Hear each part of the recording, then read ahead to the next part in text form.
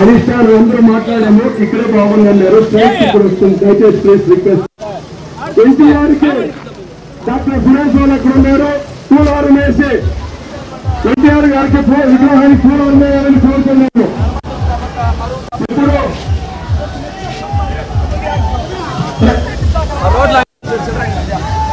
తమిళలో sound నిలబండి. మీరు ఆ vehicle వెనక్కి రావాలి, వెనక కొంచెం సైడ్కి రావాలి. మీరు మధ్యలో గ్యాప్ ఇవ్వాలి, కనపడాలి. మీడియా నేరుగా మీడియా వెహికల్ రివర్స్ రావాలి, రివర్స్ సైడ్లోకి వెళ్ళాలి, లాస్ట్కి వెళ్ళాలి. తొందరగా కావాలంటే కొద్దిగా ముందుకు పోండి, సరిపోతుంది. మీరు కూడా కొద్దిగా ఈ సౌండ్ వెహికల్ కొద్దిగా రైట్కి లెఫ్ట్కి వెళ్ళండి, ఎక్స్ట్రీమ్ లెఫ్ట్.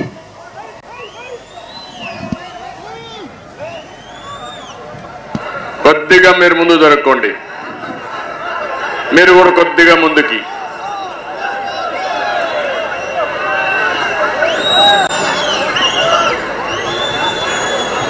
ఇంకా మీరు కంటిన్యూగా రైట్, ఎక్స్ట్రీమ్ రైట్కి వెళ్ళాలి. Media vehicle extreme right. కానీ తొందరగా.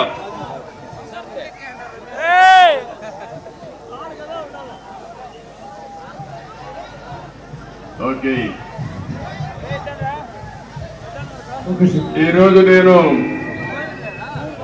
శాంతిపురం మండలానికి వచ్చినప్పుడు నాకు అఖండ స్వాగతం పలికిన సోదరి సోదరులందరికీ పేరు పేరున మనస్ఫూర్తిగా నమస్కారాలు, అభినందనలు, శుభాభినందనలు. తెలుగుదేశం పార్టీ, జనసేన నాయకులందరికీ కూడా మరొక్కసారి నా నమస్కారాలు, అభినందనలు, శుభాభినందనలు. ఇక్కడికి వచ్చినప్పుడు జనసేన వాళ్ళ పేర్లు కూడా రాశాను.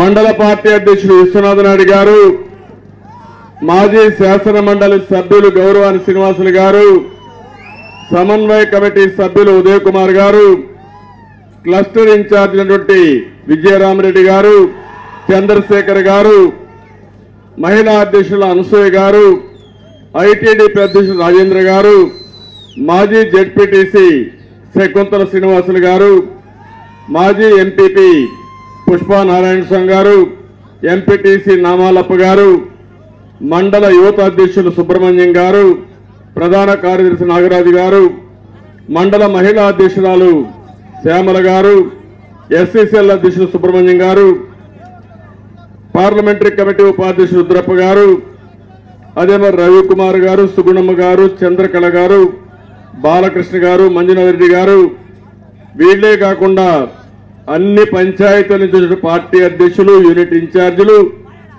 నాకు ప్రాణ సమానమైన తెలుగుదేశం పార్టీ కుటుంబ సభ్యులందరికీ, జనసేన మండల అధ్యక్షుడు కిషోర్ గారు, అదే మరి జనసేన నాయకులు రామ్మూర్తి గారు, నవీన్ గారు, వేణు గారు, అందరికి కూడా, రాష్ట్ర కార్యదర్శి మంజునాథ్ గారు. ఈరోజు ఇక్కడికి వచ్చినప్పుడు నేను శాంతిపురం నాకేం కొత్త కాదు, ఎప్పుడూ వస్తానే ఉంటాను. కానీ ఈసారి మీలో ఒక ప్రత్యేకమైన అభిమానం కనపడుస్తా ఉంది. నాకు మిమ్మల్ని చూస్తా ఉంటే చాలా ధైర్యం. ఏదైతే మీరు నాకందరికి ఒక లక్ష్యాన్ని ఇచ్చారు, 1,00,000 ఓట్ల మెజారిటీ లక్ష్యంగా ముందుకు పోతామని మీరు చెప్పారు. నిన్న ఈరోజు మీ ఉత్సాహం చూసిన తర్వాత ఇది సాధ్యమనే అభిప్రాయం వచ్చింది. దీనికి మనస్ఫూర్తిగా మీ అందరికీ అభినందనలు, ధన్యవాదాలు.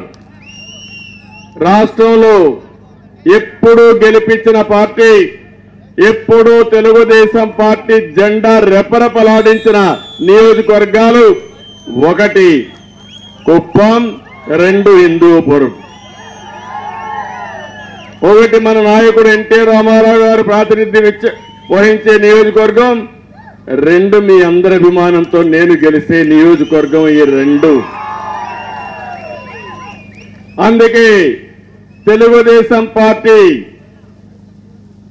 సైకిల్కి తిరిగే లేదు. 7 ఎన్నికల్లో గెలిపించారు నన్ను, అంత మునుపు కూడా 2 ఎన్నికల్లో గెలిపించారు. అంటే ఇప్పుడు జరిగిన 9 ఎన్నికల్లో తెలుగుదేశం పార్టీ జెండా ఎగరేశారు. 10వ ఎన్నికల్లో కూడా తెలుగుదేశం పార్టీ జెండా ఎగరేయడానికి మీరు సిద్ధంగా ఉన్నారు. ఇది చూసినప్పుడు నేను ఎంతో ఆనందపడుతున్నా, గర్వపడుతున్నా. నేను ఇక్కడ కులం చూడలేదు, మతం చూడలేదు, వర్గాన్ని చూడలేదు. ప్రతి ఒక్క ఇంట్లో మీ కుటుంబ సభ్యుడిగా నేను ఉండాలి, మీ పెద్ద కొడుకుగా ఉండాలి, మీ బాధ్యత నేను తీసుకోవాలని ఆలోచించాను తప్ప ఇంకొక ఆలోచన లేకుండా పనిచేశాను. కొన్ని అనుభవాలు చూస్తే ఈ నియోజకవర్గంలో ఏ నాయకుడికి దక్కని గౌరవం దక్కింది. ఒకప్పుడు ఇంతవరకు నామినేషన్ వేయడానికి మీరు రావద్దని చెప్పిన ఏకైక నియోజకవర్గం కుప్పం. మేమున్నాం, మేము గెలిపించుకుంటాం. మీరు రాష్ట్రం తిరగండి, మళ్ళీ మీరు ముఖ్యమంత్రిగా రండి, ముఖ్యమంత్రిగానే కుప్పం అడుగు పెట్టమని మీరు కోరుతున్నారు. గతంలో కూడా అదే కోరారు.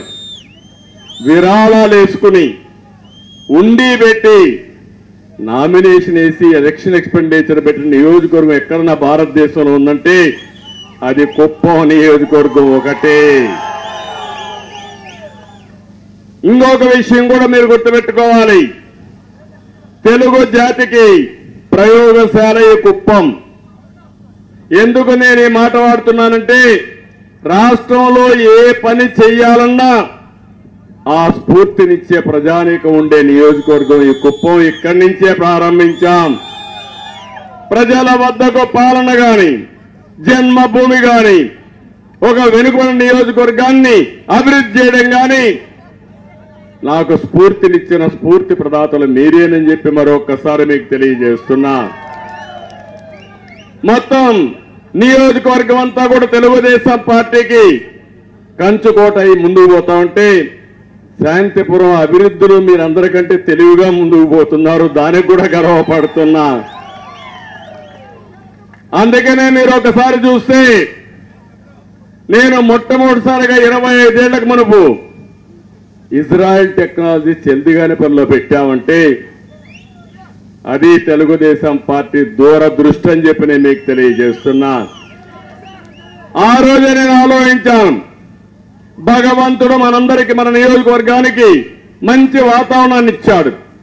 పాలార్ రివర్ ఉంది, బంగారు పండించే భూములున్నాయి, మంచి రైతాంగం ఉన్నారు.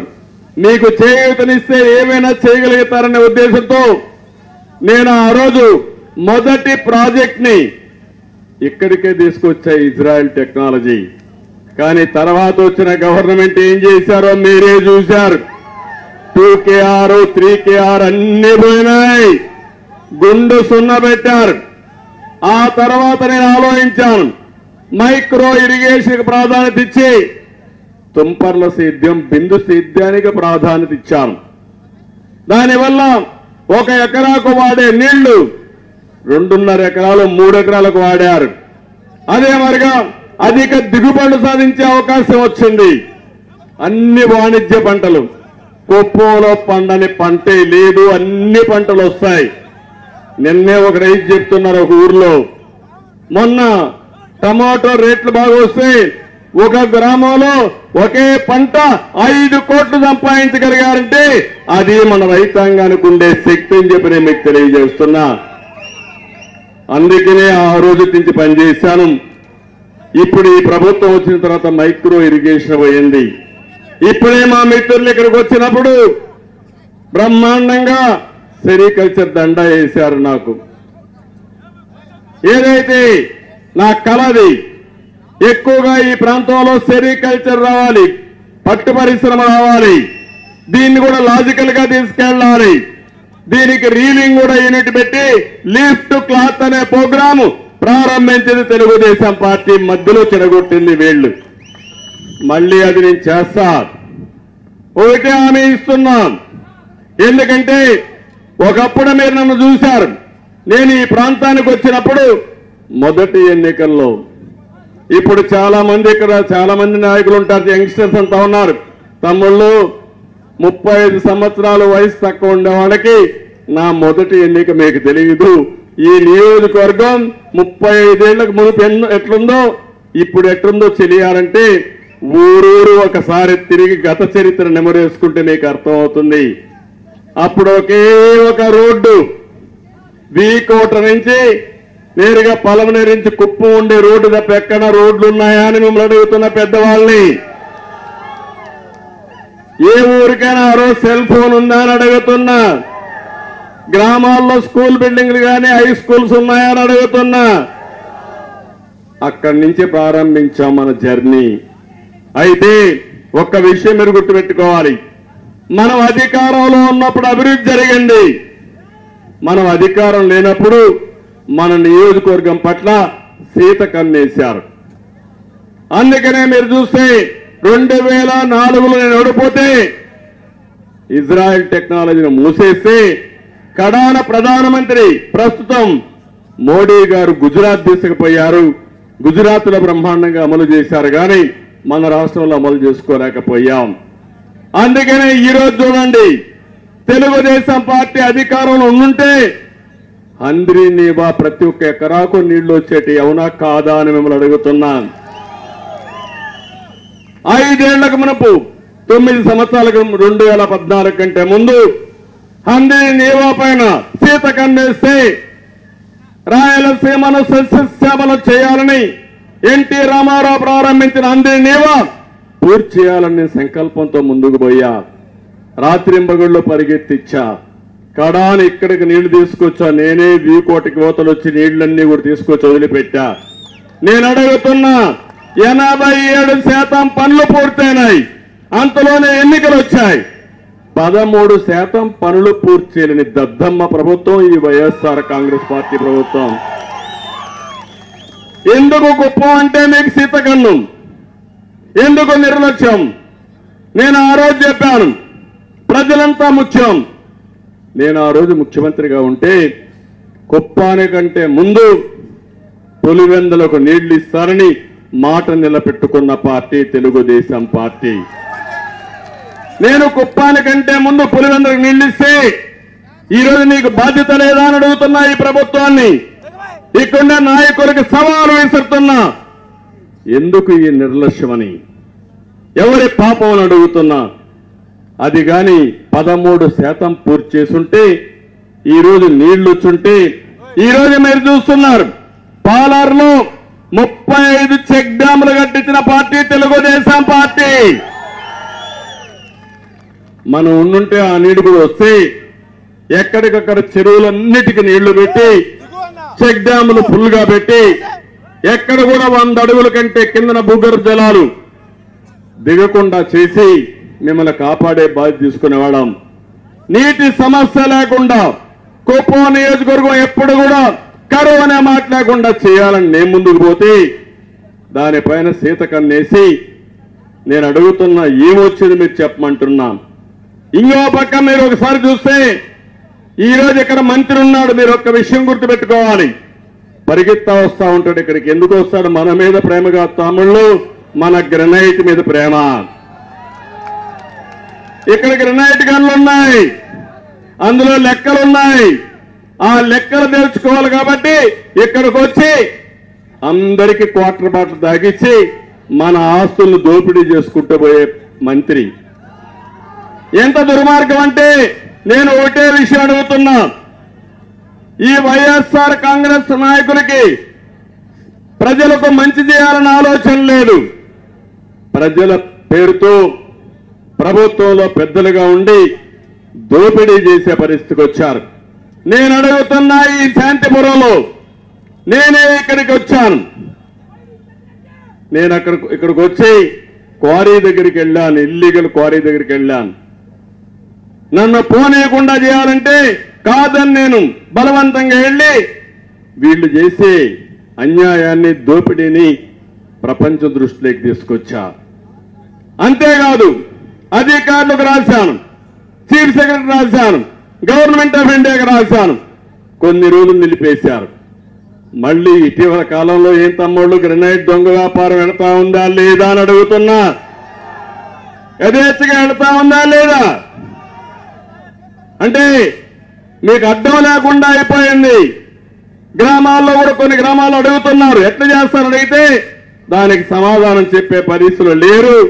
అలాంటివన్నీ కూడా మీరు చూస్తే చాలా సమస్యలన్నీ ఒకటి రెండు కాదు. ఇంకో పక్క మీరు చూడండి, ఈ నాయకులకి 13% అందరినీ పూర్తి చేయలేరు కానీ పనులన్నీ వీళ్ళకే కావాలి.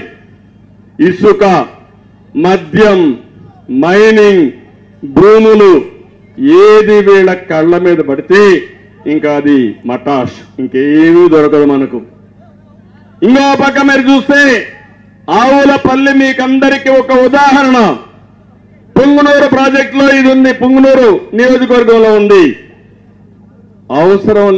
ఒకవేళ అవసరం ఉన్న ప్రాజెక్ట్ ని రైతులకి R&R ఇవ్వాలి, రైతుల భూములకి నష్టపరిహారం ఇవ్వాలి, చట్టపరంగా యాక్ట్ చేయాలి. ఆ విధంగా చేయకుండా 2200 కోట్ల రూపాయలకు టెండర్ పెట్టారు. ఏ మాత్రం ఆవులపల్లి కానీ, నేతిగుంటపల్లి కానీ, ముదివీళ్లకు కానీ అనుమతులే లేవు. ఏదైనా ఒక ప్రాజెక్టు కట్టాలంటే దీనికి కొన్ని ఎన్విరాన్మెంట్ క్లియరెన్స్ అని, అడ్మినిస్ట్రేటివ్ క్లియరెన్స్ అని డిపార్ట్మెంట్స్ అన్ని ఒప్పుకుంటేనే కట్టాల. అలాంటిది మొత్తం చేయకుండా అందరినీ బెదిరించి భయభ్రాంతులు చేసి ఆ ప్రాజెక్టు కడితే వాళ్ళు కోర్టుకు వెళ్లారు. రైతులంతా చందాలు వేసుకుని గ్రీన్ ట్రిబ్యునల్కి వెళ్లారు. వాళ్ళు ఇది అన్యాయం, చట్ట వ్యతిరేకం, ఇది చేయడానికి వీల్లేదు అని 100 కోట్ల రూపాయలు ఫైన్ వేశారు. కడాన సుప్రీంకోర్టు వరకు పోరాడారు. సుప్రీంకోర్టుకు పోతే ఇది అన్యాయం, ఇది కరెక్ట్ కాదని 25 కోట్ల రూపాయలు అడ్వాన్స్ కట్టండి, తర్వాత ఏం చేస్తాం, కేసు విచారించి జడ్జిమెంట్ ఇస్తామన్నారు. అంటే ఒక వ్యక్తి దుర్మార్గానికి, అన్యాయానికి, అరాచకానికి ప్రజాధనం 25 కోట్లు పెట్టి రేపు ఇంకా పెట్టే పరిస్థితికి వచ్చారు. ఇదే వ్యక్తి GNSS కింద, హంద్రి నివా కింద 5500 కోట్లు ఎనికే పన్నుని ఇచ్చారు.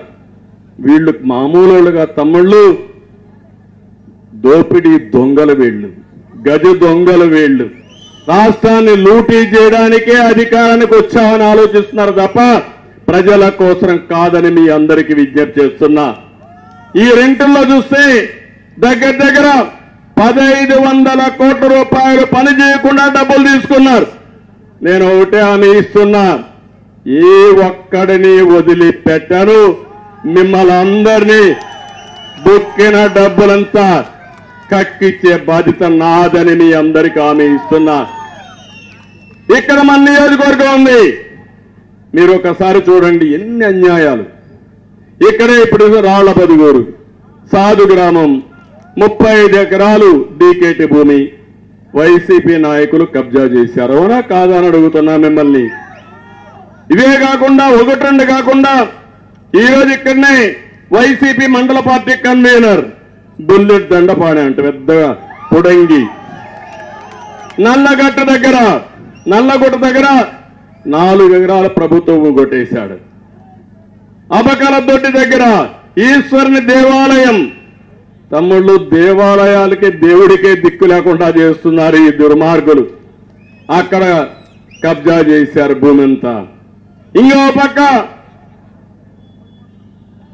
ఎంపీ నిధులతో బస్ షెల్టర్ కడితే వీళ్ళ భూమికి జాగా కావాలని ఈ మండల కన్వీనర్లంతా ఆ బస్ షెల్టర్ కొట్టేసే పరిస్థితికి వచ్చారు.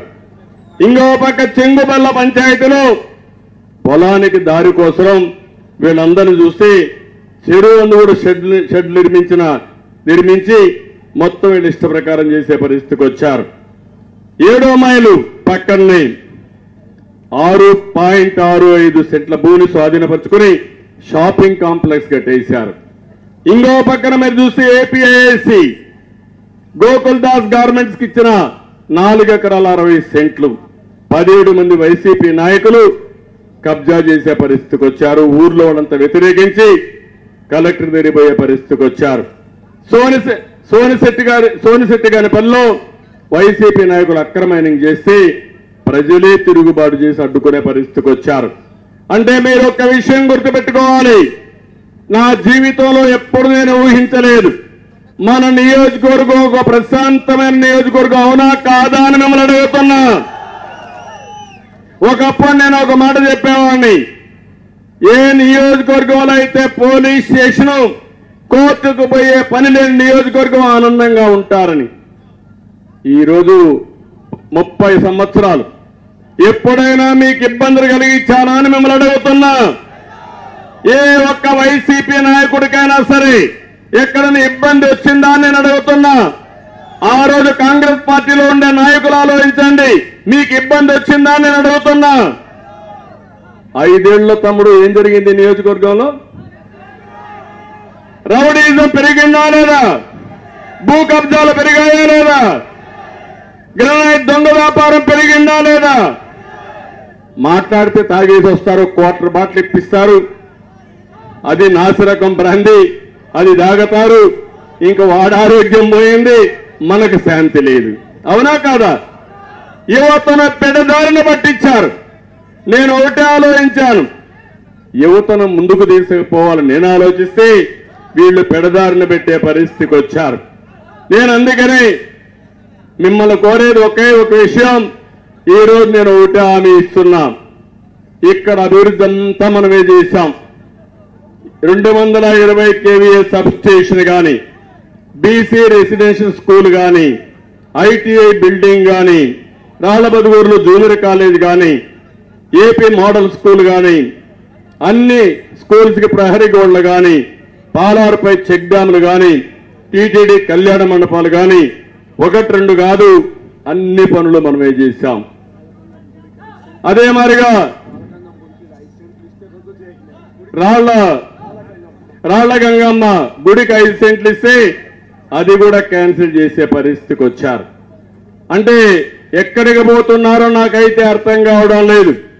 ఇలాంటివి వచ్చినప్పుడు మళ్ళీ ఒకటే హామీ ఇస్తున్నాం, ప్రతి ఒక్క ఊర్లో ఎక్కడైనా సరే సిమెంట్ రోడ్డు కానీ లేకపోతే అన్ని ఊర్లో సిమెంట్ రోడ్లు వేయించే బాధ్యత నాదని మీ అందరికీ హామీ ఇస్తున్నా. మీ పొలాలకు పోయే రోడ్లన్నీ వేయించే బాధ్యత కూడా తీసుకుంటామని చెప్పి నేను మీకు తెలియజేస్తున్నా. ఇదే కాదు, గ్రామంలో పరిశుభ్రంగా అవడం కోసం నేను ఆ రోజు చెత్త నుంచి కాంపోస్ట్ తయారు చేసి షెడ్లు కట్టాను, అవి కూడా పోయినాయి. అదే మాదిరిగా మరుగుదొడ్లు కట్టాం, వంట గ్యాస్ ఇచ్చాం, ఇంకో పక్క వీధి దీపాలు వేసాం, మంచినీరన్నీ కూడా ఎన్టీఆర్ జలశ్రీ కింద 2 రూపాయలకే 20 లీటర్లు మినరల్ వాటర్ ఇచ్చిన పార్టీ తెలుగుదేశం పార్టీ, దాన్ని కూడా నాశనం చేసేశారు. ఇవన్నీ కూడా ఈరోజు నేను ఒకటే మీకు హామీ ఇస్తున్నాను, అన్ని గ్రామాల్లో మౌలిక సదుపాయాలు పూర్తి చేస్తాను. అన్ని గ్రామాలకి సిమెంట్ రోడ్లు కానీ డబల్ రోడ్లు కానీ వేయించే బాధ్యత నాదని మరొకసారి మీ అందరికీ హామీ ఇస్తున్నా. ప్రాథమిక ఆరోగ్య కేంద్రాలు ఇవన్నీ కూడా వేయిస్తాను. ఇంకో పక్క ఇక్కడికి వచ్చినప్పుడు శాంతిపురం గడ్డూరు నుంచి కర్ణాటక సరిహద్దు వరకు డబల్ రోడ్డు కావాలన్నారు, తప్పకుండా వేయించే బాధ్యత తీసుకుంటాం. శివరామపురం నుండి వయా కొలమడుగు వరకు దండుకుప్ప వరకు డబల్ రోడ్డు కావాలన్నారు, కూడా వేస్తాం. రాళ్లబదుగూరు నుంచి శివరాంపురం వయా గోవిందపల్లి వరకు డబల్ రోడ్డు కావాలన్నారు. ఇవే కాకుండా అన్ని గ్రామాలకు అనుసంధానం చేద్దాం. అది చేసి ఇప్పుడే ప్రణాళిక తయారు చేసుకుంటాం. ప్రభుత్వం వస్తానే అమలు చేసే బాధ్యత పార్టీ తీసుకుంటామని మీకు అందరికీ హామీ ఇస్తున్నా. శాంతిపురంలో ఏవైతే ఎక్కడన్నా వేకంటి భూములు ఉంటే అవన్నీ రిజర్వ్ చేసి అవసరమైతే కొన్ని భూములు అక్వైర్ చేసి కూడా మళ్ళా మన పిల్లలకు ఉద్యోగం కల్పించడానికి ఇండస్ట్రీస్ పెట్టే బాధ్యత తీసుకుంటాను. ఇక్కడ ఒకే ఒక విషయం గుర్తుపెట్టుకోవాలి, మీరు యువత ఉన్నారు. యువతను చూస్తే నాకు కొండంత ధైర్యం. తమ్ముళ్ళు, యువత 18-20 సంవత్సరాల నుండి యువత ఆలోచించండి. ఎవరికైనా ఒక్కడికి ఉద్యోగం వచ్చిందా 5 ఏళ్లలో? జాబ్ క్యాలెండర్ ఏమైంది? డిఎస్సి పెట్టాడా? టీచర్ ఉద్యోగం ఇచ్చాడా? ఇండస్ట్రీస్ వచ్చాయా? ఎక్కడన్నా ఒక ఉద్యోగం వచ్చిందా? ఇంకా మీకు మాత్రం కోపం రాలా?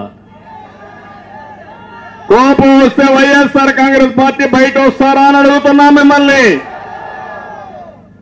అంటే యువత అంటే లెక్కలేనితనం. ముఖ్యమంత్రికి మాత్రం ఉద్యోగం కావాలి, మంత్రులకు ఉద్యోగం కావాలి, ఉద్యోగం ఉపయోగించుకుని సంపాదన చేయాలి, రాష్ట్రాన్ని దోపిడీ చేయాలి. మా తమ్ముళ్ళు మాత్రం బాగా చదువుకుని ఇప్పుడు కూడా మీ అమ్మ నాన్న పైన వాళ్ళు వ్యవసాయం కూలి పనులు చేసి ఆ డబ్బుల పైన ఆధారపడే పరిస్థితి ఉండాలి. ఏంటి అరాచకం? ఆ రోజు నేను 3,000 రూపాయలు మీకు అందరికీ నిరుద్యోగ భృతి ఇచ్చి 5 సంవత్సరాల్లో అప్పట్లోనే 6 లక్షల ఉద్యోగాలు ఇచ్చామని ఈ ప్రభుత్వం ఒప్పుకునే పరిస్థితికి వచ్చారు. అది తెలుగుదేశం పార్టీ.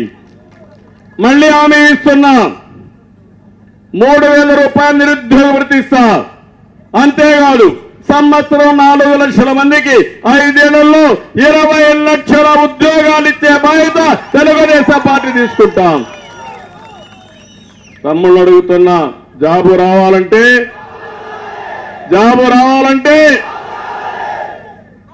మళ్ళీ బాబు రావాలంటే మీరేం చేయాలి?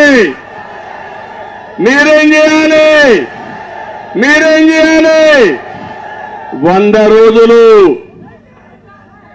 రోజులు మీరు సైకిల్ ఎక్కండి,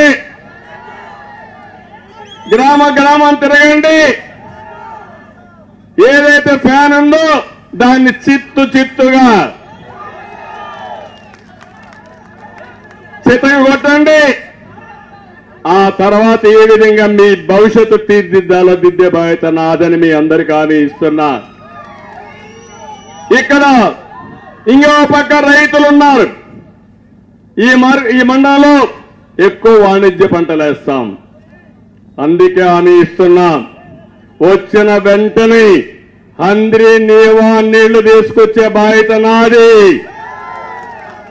ప్రతి ఒక్క చెరువుకు నీళ్లు ఇస్తాం. ఎక్కడన్నా కొన్ని బయటకు పోకపోతే అదనంగా లిఫ్ట్ ఇరిగేషన్లు పెట్టి అన్ని చెరువులకు నీళ్లు ఇచ్చే బాధ్యత, ప్రతి ఒక్క ఎకరాకు సాగునీరు ఇచ్చే బాధ్యత తెలుగుదేశం పార్టీ తీసుకుంటాం. ఇది కాకుండా వాణిజ్య పంటలు పండిస్తాం, మార్కెట్ వ్యవస్థ ఎస్టాబ్లిష్ చేస్తాం, ప్రాసెసింగ్ యూనిట్లు పెడతాం. ఫైనల్ గా మీరు చూస్తే ఇక్కడ ఒక మార్కెట్ యార్డ్ కావాలన్నారు. అవసరమైతే వాణిజ్య పంటలన్నిటికీ ఒక మార్కెట్ యార్డ్ పెట్టి ఇక్కడి నుంచి ఎగుమతులు ఏ విధంగా చేయాలో చేస్తాం. ఇక్కడనే విమానాశ్రయం 100 కోట్ల రూపాయలు మళ్ళా దాన్ని కడతాం. కట్టి మీరు ప్రయాణానికి వెళ్ళాలన్నా, లేకపోతే కార్గో పెట్టి మీరు పండించిన పంటలు ప్రపంచం మొత్తం పంపించాలన్నా ఏర్పాటు చేసే బాధ్యత తెలుగుదేశం పార్టీ తీసుకుంటాం. మళ్ళీ రైతు రాజ్యం వస్తుంది. రైతే రాజు అవుతాడు. అన్నదాత కింద ప్రతి ఒక్కరికి 20,000 రూపాయలు సంవత్సరానికి ఇచ్చే బాధ్యత నేను తీసుకుంటా. మళ్ళా డ్రిప్ ఇరిగేషన్ ఇస్తా. మళ్ళీ రైతు చేసే వ్యవసాయానికి అండగా నేను ఉంటానని మీ అందరికీ హామీ ఇస్తున్నా. ఇంకో పక్క బండపల్లి 66, 64 పెద్దూరు, రాళ్ల బదుగూరు, కోనేరు కుప్పం ప్రాంతాల్లో ఎక్కువ గ్రనైట్ ఉంది. నిన్న మొన్న అడుగుతున్నారు, ఒక ఆయన ఒక సజెషన్ ఇచ్చాడు. ఏదైనా కానీ ఈ గ్రనైట్ అంతా హిస్టారికల్ గా మాన్యుమెంట్స్ అన్ని మంచి ఆర్కిటెక్చర్ను తయారు చేసి కళలుండే వ్యక్తులు మన కుప్పంలో ఉన్నారని, దీనికి గాని మంచి సైట్ ఇస్తే అక్కడనే తయారు చేసి మార్కెట్ చేసుకుంటారని ఇప్పుడు అన్నారు. నేను ఒకటే చెప్తున్నా, దొంగలిచ్చిన దొంగల యొక్క లెక్కలు కక్కిస్తా. వీళ్ళు ఏం చేయాలో మళ్ళా రికవర్ చేపిస్తా. ఆ మంత్రిని కూడా హెచ్చరిస్తున్నా, నీ ఇష్ట ప్రకారం చేయడం కాదు. ఈ రోజు నీది, రేపు ప్రజలది. ఆ ప్రజా ప్రభుత్వంలో నిన్ను శిక్షించే బాధ్యత తెలుగుదేశం పార్టీ తీసుకుంటామని కూడా చెప్తున్నా. ఇక్కడ ఇది మళ్ళీ గ్రనైట్ కు పూర్వ వైభవం తీసుకొస్తాం. స్థానికంగా ఉండే వాళ్లే పనులు చేసుకుంటూ చేస్తాను. ఇక్కడ ఈ రోజు నేను ఒక స్టేట్మెంట్ చూశాను. జనార్దన్ నాయుడుని ఒక ఆయన పక్క ఉండి ఇక్కడ కూడా ఒక షాప్ ఉంది. ఆయనకు ఒక గ్రనైట్ ఇది ఉంది.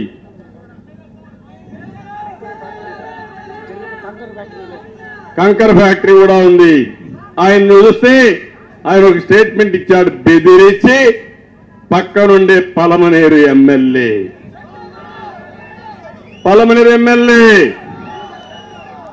లాగేసుకున్నాడా లేదా? లాగేసుకుని ఇక్కడే ఉన్నాడు. ఈయన వద్దులా ఆయన చూడండి మీరు.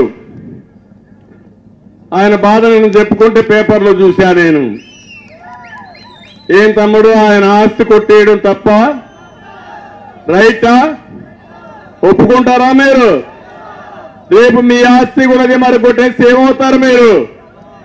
కడాన కొట్టేసి వాళ్లే చేసుకుని కరెంటు బిల్లుని పంపించారు. గొప్పవాళ్ళే కదా తమ్ముడు. అంటే నేను అడుగుతున్నా ముఖ్యమంత్రిని, నువ్వు పెద్ద గొప్పలు చెప్తున్నావు కదా, నీ పక్క ఎమ్మెల్యే ఇక్కడే ఉన్నాడు. నేను సాక్ష్యం చెప్పా, టికెట్ ఇవ్వకుండా మాని 200 కోట్లు సంపాదించాడు ఈ గ్రెనేట్ లాగేసుకుని. ఇప్పుడు నేను అడుగుతున్నా, గొప్పగా మాట్లాడుతున్నావు కదా, నీ మంత్రి కొన్ని 100,000 కోట్ల రూపాయలు దోచేశాడు. ఏ పెద్దలో ఏ రేటో తెలియదు. ఇన్ని 100,000 కోట్లు దోచేశాడు. ఆయన ఇంట్లో ఒక ఎంపీ, ఒక ఎమ్మెల్యే, ఒక మంత్రి.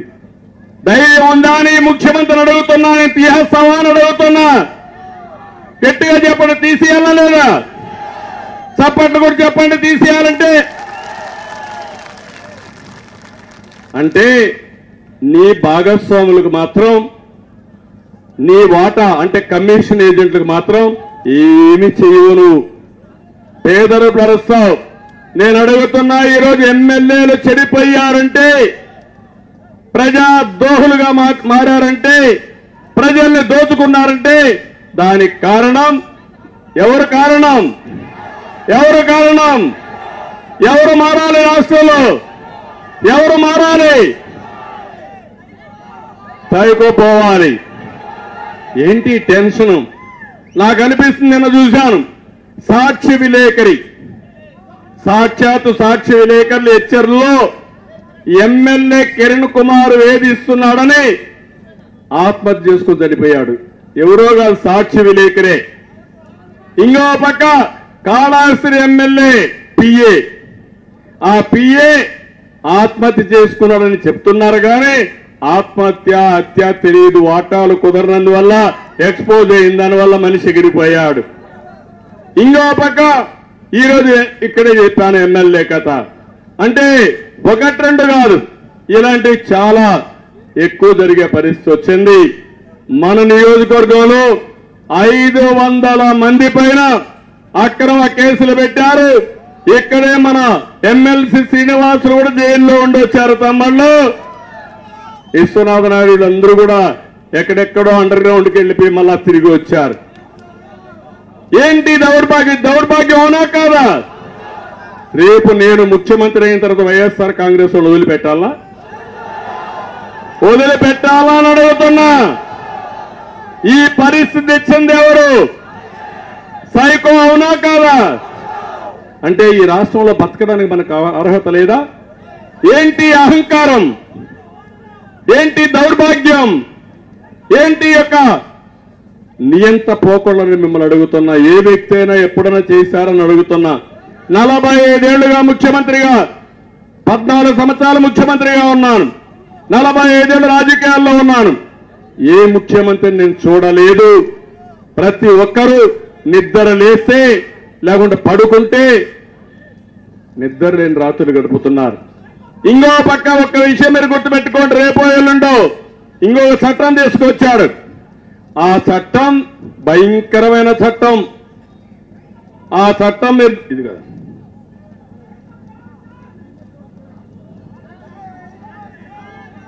ఈ చట్టం మీరు ఒకసారి చూస్తే ఇది the Andhra Pradesh land titling act 2022. ఇది 31/10/2023 నుంచి అమల్లోకి వస్తుంది. తమ్ముళ్ళు మొన్నే సర్వే చేశారు. ఆ సర్వే రహస్యం మనకు తెలియదు. మీ భూమి మీ పేరుతో ఉందా లేకుంటే వైఎస్ఆర్ కాంగ్రెస్ నాయకుల పేరుతో ఉందో తెలియదు. ఆ పరిస్థితికి వచ్చేసాం. ఈ చట్ట ప్రకారం అన్ని టైటిల్ డీడ్స్ పోతాయి, ROR పోతుంది, ఉండే వ్యవస్థ పోతుంది, కొత్త వ్యవస్థ పెడతానంటున్నాడు. వ్యవస్థను పెట్టి కడాన మీ భూమి కొట్టేయాలంటే వైఎస్ఆర్ కాంగ్రెస్ నాయకులు ఈజీగా కొట్టేస్తారు, నెంబర్ మారుస్తారంతే. మీరు నిద్రలేసి చూసుకుంటే అది కూడా మీకు తెలియదు. 22A అంటారు, అంటే ఇది ప్రభుత్వ భూమి. అక్కడి నుంచి వస్తాడు బ్రోకర్ వస్తాడు, ఇది ప్రభుత్వ భూమి కాదు, నేను ఇప్పిస్తా నీకు, నాకు వాటా ఎంత ఇస్తావు అంటే. ఒక్క విషయం మీరు గుర్తుపెట్టుకోవాలి. ముఖ్యమంత్రిగా నాకు ఒక అనుభవం ఉంది. నేను తెలంగాణ ఆంధ్రప్రదేశ్ సమైక్యంలో చూశాను. తెలంగాణలో ఉండే టైటిల్ డీడ్స్ అన్ని భూములకి చాలా డిస్ప్యూట్ ఉంటాయి, ఆంధ్రప్రదేశ్లో పర్ఫెక్ట్ గా ఉంటాయి. దానికి కారణం ఇక్కడ బ్రిటిష్ పాలన, అక్కడ నిజాం పాలన. నిజాం పాలనలో ఒకే భూమి 3-4 పేర్లతో రాసేసేవాళ్ళు. ఇక్కడట్టు కాకుండా జమాబందీ చేసేవాళ్ళు. సంవత్సరానికి ఒకసారి KMలు VMలు కూర్చొని జమాబందీ చేసి మన భూమి మంది అని సర్టిఫికెట్ చేసేవారు. అది చూసిన తర్వాత ఎన్టీ రామారావు గారు ఆలోచించి నా భూమికి నేను శిస్తు కట్టడం ఏంటి, స్వతంత్ర భారతదేశంలో అవసరం లేదు, భూమి శిస్తు రద్దు చేస్తా, గ్రామాధికారులు రద్దు చేస్తా అని రద్దు చేసిన పార్టీ తెలుగుదేశం పార్టీ. ఇప్పుడు ఆ వ్యవస్థను రద్దు చేస్తే ఈ సైకో జగన్మోహన్ రెడ్డి వచ్చి కొత్త వ్యవస్థను చేస్తాడంట.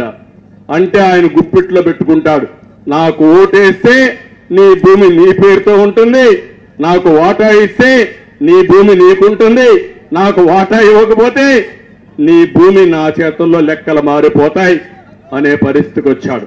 ఒక్కసారి చదవండి ఈ యాక్ట్ ని. ఏదైనా ఇంత భయంకరమైన యాక్ట్ వచ్చినప్పుడు, ఒక నల్ల చట్టం వచ్చినప్పుడు 10 మందితో చర్చించాలా. నాకే తెలియదు, చూస్తే భయం వేస్తా ఉంది. రేపు రాబోయే రోజుల్లో ఇప్పుడు జయరామరెడ్డి చెబుతున్నాడు ఏంటి, రీసర్వే చేసిన తర్వాత నోటీసులు ఇవ్వకుండా మీ లెక్కలు రాసేశారు.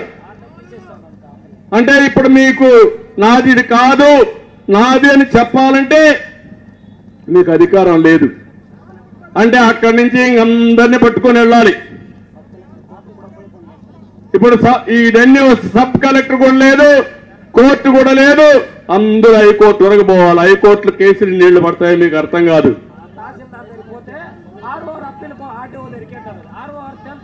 RORకి తహసీల్దార్ దగ్గర పోతే RDO దగ్గర పోవాలి. ఇప్పుడు ఇదైతే RDO కూడా అధికారం ఉండదు. అంటే నేను ఒకటే చెప్తున్నా, మీరందరూ ఏంది వాళ్ళకు ఒకసారి మైక్ ఇవ్వండి, మైక్ అతనికి. ఇది చాలా భయంకరమైన చట్టం, మీరు గుర్తుపెట్టుకోవాలి. హలో సార్, ఆయనకి సెకండ్ సార్ ప్లీజ్. శాంతిపురం మండలంలో ఎన్టీ రామారావు ఇందిరాగాంధీ ప్రభుత్వం ఇంకా పేరడంగంలో అడంగంలో రెవెన్యూ యాక్ట్ ఉంటుంది, కానీ సీఎం జగన్ లబ్బుదే సార్ పోటీ చేశాడు. వాడు ఎవరు సార్? వాడు సెటిల్మెంట్ ల్యాండ్ వాడు రాజారెడ్డిదే. సెటిల్మెంట్ పట్టాదారు పాస్బుక్ పైన మీరుంటే మా తాత రామారావు సార్ ఉండే, ఇందిరాగాంధీ ఉండే, సీఎం ఫోటో. ఈడెవరు సార్ పెద్దరెడ్డి గారు? ఎవడు? జగన్ లబ్బుదే. తమ్ముడు చెప్పాడు, ఆయన ఫోటో వేసుకుంటున్నాడు. ఏంటి నాకు అర్థం కాదు. మీ తాత సెటిల్మెంట్ ల్యాండ్ సార్, మీ ముత్తాత సెటిల్మెంట్ ల్యాండ్ లో మీ వారసత్వంగా వచ్చిన భూమికి ఈయన దాతమారిగా ఆయన ఫోటో వేసుకొని ఆ ఫోటో మీరు చూడాలి. మీ నాయన ఫోటో వేసుకోరు కానీ, మీ తాత ఫోటో వేసుకోరు కానీ ఈయన ఫోటో వేసుకోవాలా.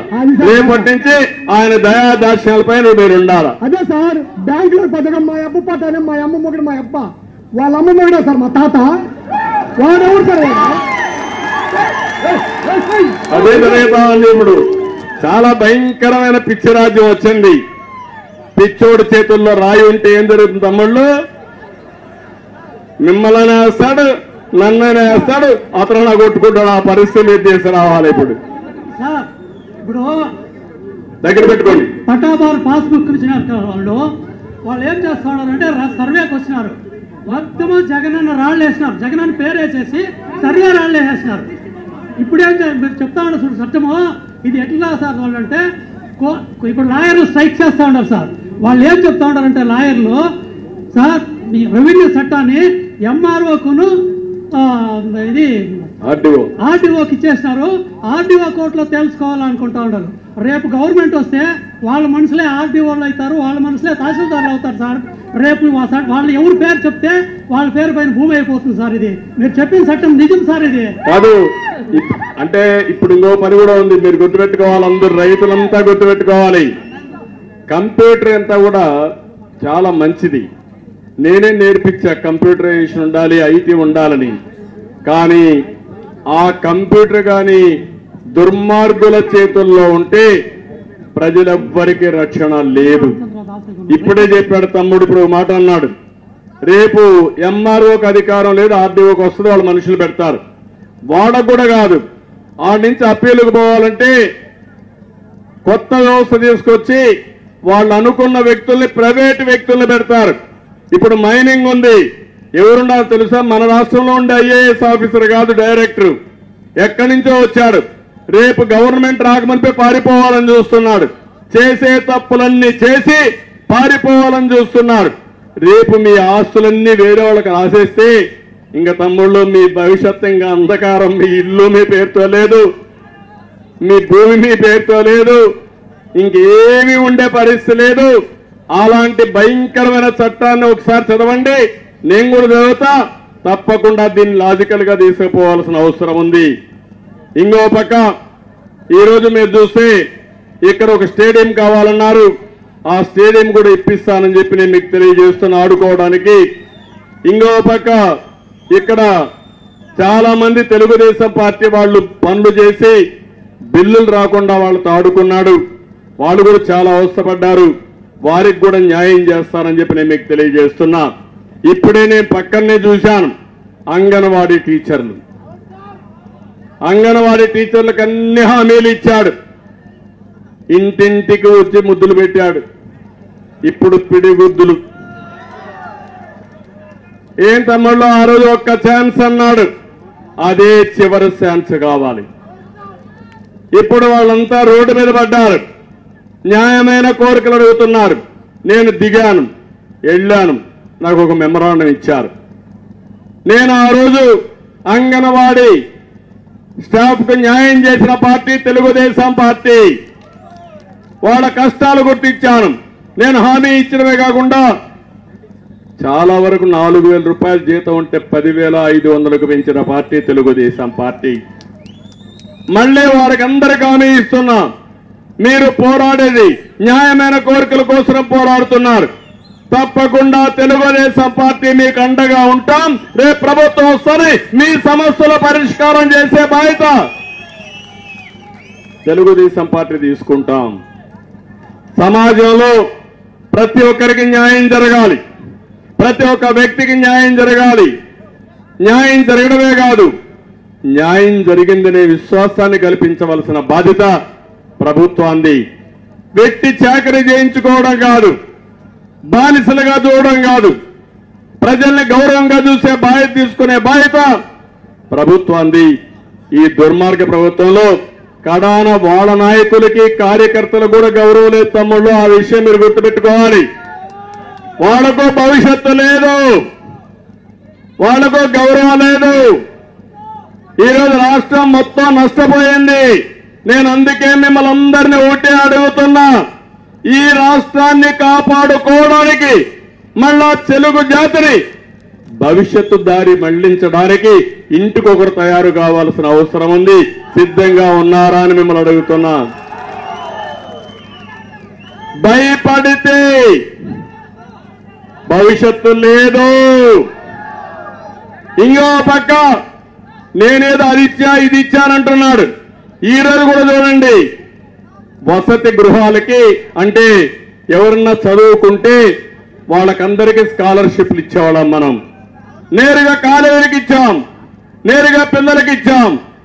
ఈరోజు తల్లుల పేరుతో ఇస్తానని పెద్ద అడ్వర్టైజ్మెంట్ చేసుకుని ఇచ్చేది గోరింత, పబ్లిసిటీ మాత్రం కొండంత. అంటే ప్రజల్ని మభ్యపెట్టడానికి ప్రయత్నం చేస్తున్నాడు. నేను అడుగుతున్నా ఇక్కడ ఉండే వాళ్ళని, ఒక విద్యార్థి, ఒక మహిళ, ఒక పేదవాడు, ఒక రైతు, ఒక భవన నిర్మాణ కార్మికులు, మీరు ఒకసారి కంపేర్ చేయండి.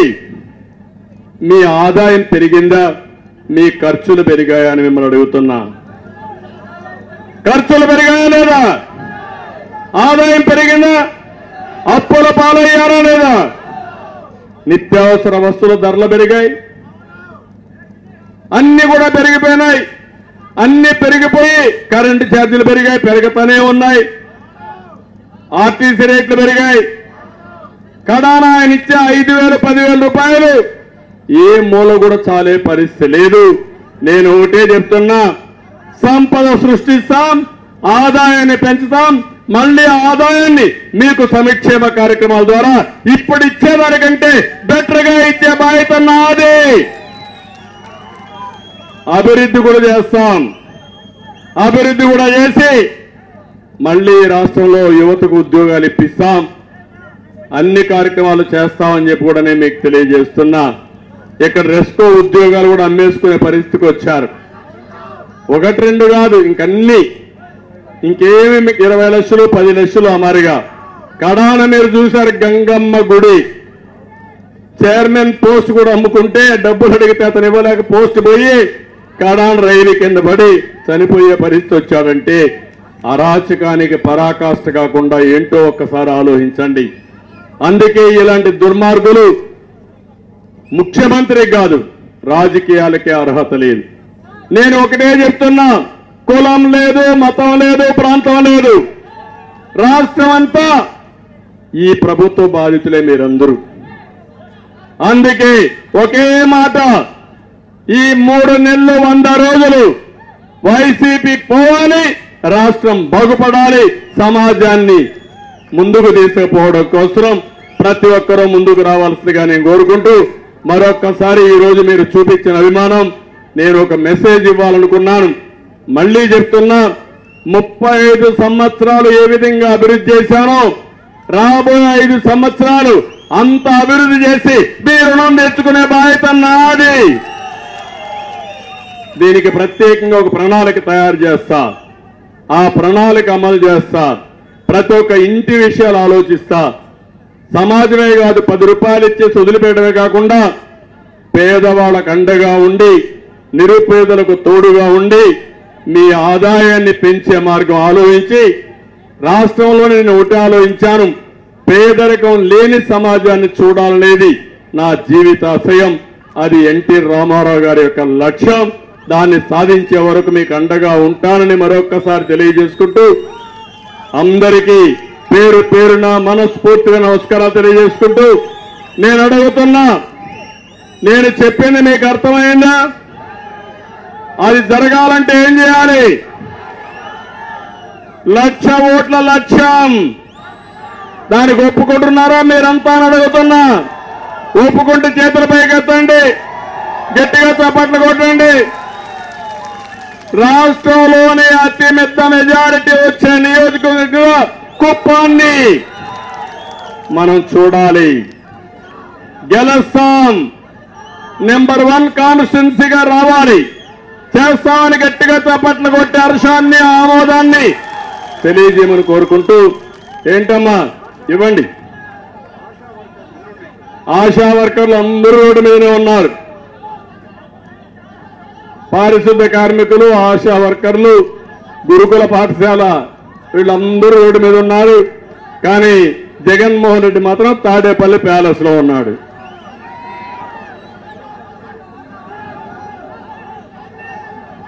టైం ఇప్పటికే లేట్ అయింది. మా ఇంకొక ఇచ్చేసేమో పై పంపి.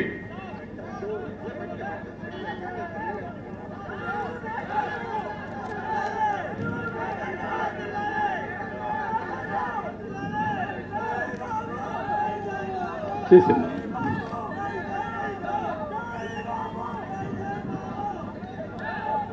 ఓకే, ఏపీ ఆశా వర్కర్స్ అంతా కూడా వాళ్ళ యొక్క డిమాండ్స్ అన్ని చేశారు. ఉద్యోగ